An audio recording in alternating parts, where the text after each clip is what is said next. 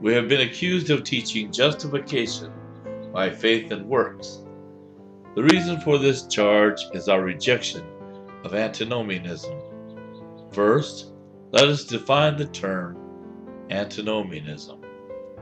According to A. Hodge on page 404 of his Outlines of Theology, antinomianism, as the word imports, is the doctrine that Christ has in such a sense fulfilled all the claims of the moral law in behalf of all the elect or of all believers, that they are released from all obligation to fulfill its precepts as a standard of character and actions. Dr. Gordon H. Clark himself repudiated antinomianism when he said, "The only sense in which we are free from the moral law is that we are free from its penalty. We are never free to disobey God's commands."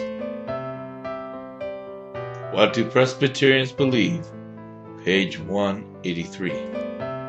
Tom and I neither believe nor teach that we are justified by faith plus works. Charles Hodge wrote an outstanding book entitled Justification by Faith Alone, published by the Trinity Foundation. We are in wholehearted agreement with what he wrote in this book.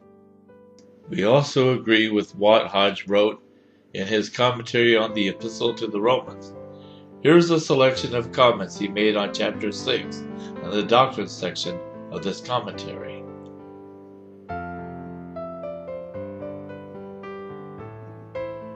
Number 1. Truth cannot lead to unholiness.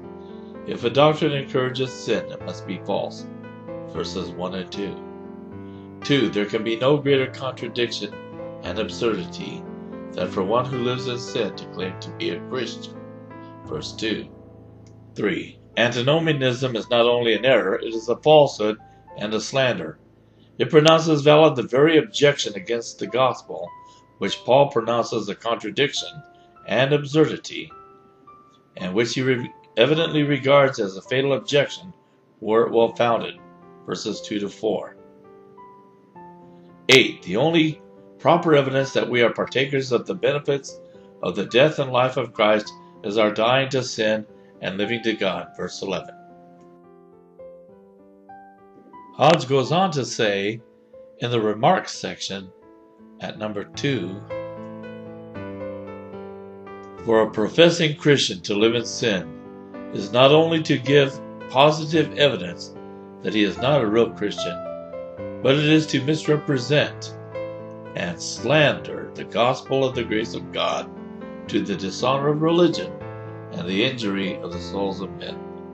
Verses 2 to 11. Romans, page 202.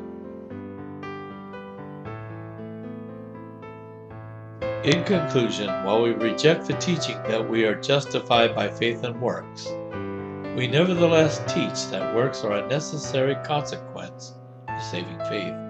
The relation is that of cause and effect. Thus, while good works are not meritorious, they are nevertheless necessary for salvation, in the broad sense of the term. See What Do Presbyterians Believe, page 162, by Dr. Gordon H. Clark.